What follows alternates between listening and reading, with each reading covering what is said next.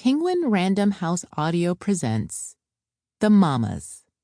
What I learned about kids, class, and race from moms not like me. This is the author, Helena Andrews-Dyer. For Sally, Lita, Frenchie, Francis, me, Sally, and Robin. Author's note. Most of the names and identifying details in this book have been changed in order to protect the precious privacy of moms who don't need another damn thing to worry about. Introduction. White girls made me do it. All right. Made could be a pinch too much. Sounds a bit, So no. Convinced? Cajoled? Conjured? Because surely only a crazy person under the influence of blonde spell work would respond to a WhatsApp invite to meet up before 9 a.m. and below 40 degrees thusly. We'll be there.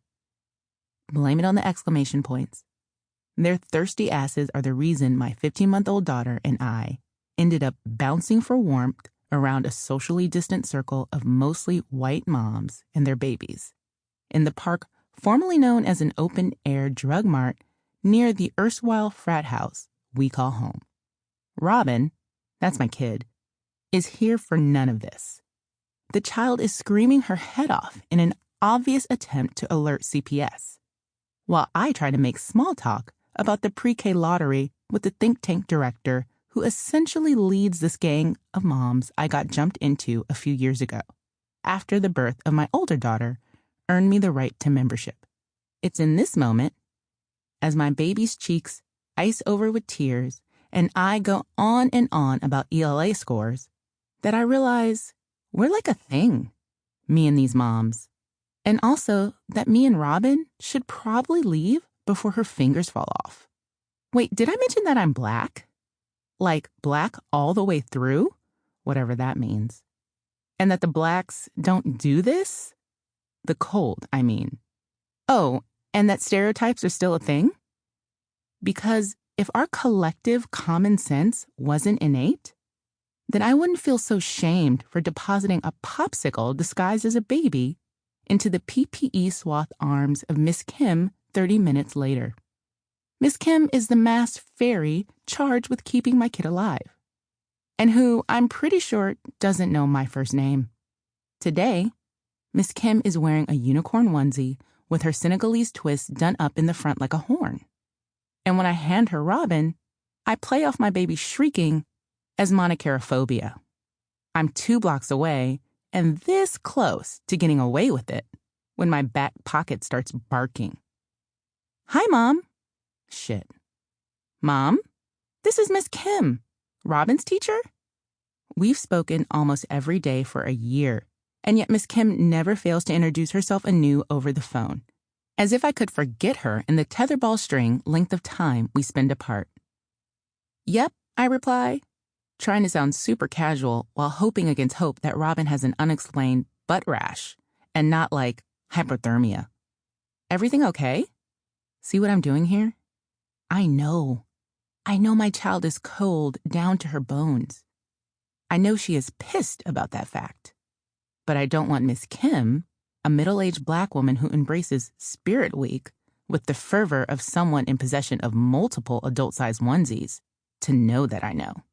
Because I don't want Miss Kim to know that I did it for the mamas, a group of mothers I met on Facebook, filled with the type of girls I used to make fun of in college, and who decades later have clearly led me to forsake my black-ass common sense. Well, Miss Kim is hesitant, afraid to wag her finger at me, although I deserve it.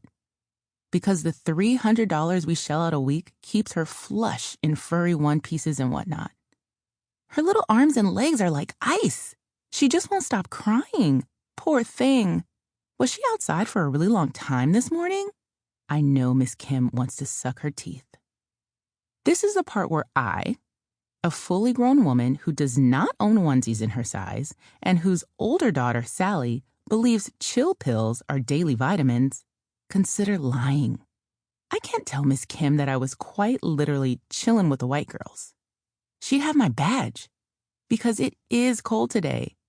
So frigid, in fact, that when I told my husband, Rob, that I was strongly considering heading to the park to hook up with the stroller cartel for a pandemic-friendly mom thing, and then walking the extra 12 blistering blocks to the Baptist church that houses our daycare, his response was an incredulous, "For what?"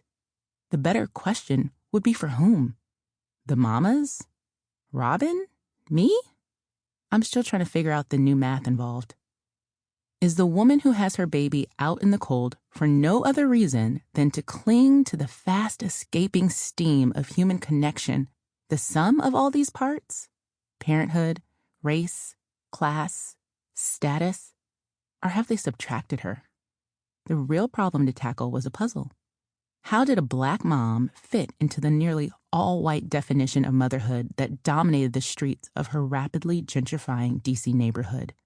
Were these women I'd risk frostbite for my friends? Parenting colonizers? My competitors? Consider this book as the word problem to end all word problems. In the end, an answer should be forthcoming, or at the very least, I'll show my work. But first, there's this icy toddler to contend with. Miss Kim, still trying to solve the mystery of the frozen baby, has had a stroke of genius. "Blankets," she shouts. "We'll try to warm her up with blankets." This woman is trolling me. I'm sure of it now. Because black moms should know better. We see the temperature drop to the "she needs a coat," and then it's a mad dash from inside to inside. Outside is a non-starter, something to be avoided at all costs when the air suddenly goes visible. Let's say it has something to do with our equatorial origins, or perhaps just the good sense God gave us. Either way, I failed on both fronts. And Miss Kim, the same woman who must remind me to bring wipes for Robin's asshole at least 3 times before it sticks, won't let this shit go. Matter of fact, she underlines, I'm going to put some in the dryer right now. That should do it. She pauses, waiting for me to fill up the rest of this conversation bubble with self-flagellation. Here's what I say. Ugh, my poor little Robin Bobbin. I'm sure she'll be all right. Thanks for calling. Have a great day. And here's what I want to say. The child is fine. The Swedish leave their children outside in sub-zero temperatures while they get their hair done. It was in Time magazine. Google it. I'm a good mother. What's even worse is the fact that my hyperthermia hypocrisy is very hard won. See, in the before times, pre-children, pre-having cares in the world, pre-COVID, whenever a happy tribe of unapologetically white McLaren moms crossed my path, bogarting the sidewalks, infiltrating cafes, touching things with their breeder hands, I'd do the sign of the cross, roll my eyes, and seal it with a heavy sigh. There but for the grace of God go I. I saw none of myself in them. White parents doing pirouettes with their hatless children on snowy sidewalks? I'd press my lips together, shake my head, and turn to Rob. Ooh-wee, white people just love the cold, don't they? Mm-hmm. Brandishing my imaginary fist at these insane parents, I'd TED-talk them in my head. Get that baby in the house. It's freezing out. What is wrong with you? How'd it happen? How'd I go from Judge Snooty Fox to what my husband called full-on suburban white lady? First off, he was joking. Obviously, despite spending hours in the mirror stroking my fraying bath towel hair as a 6-year-old, trust, I ain't ever wanted to be anything but black with a capital B. And I'd rather eat mayonnaise sandwiches every day for a year than move to the suburbs. See what I did there? The code switching?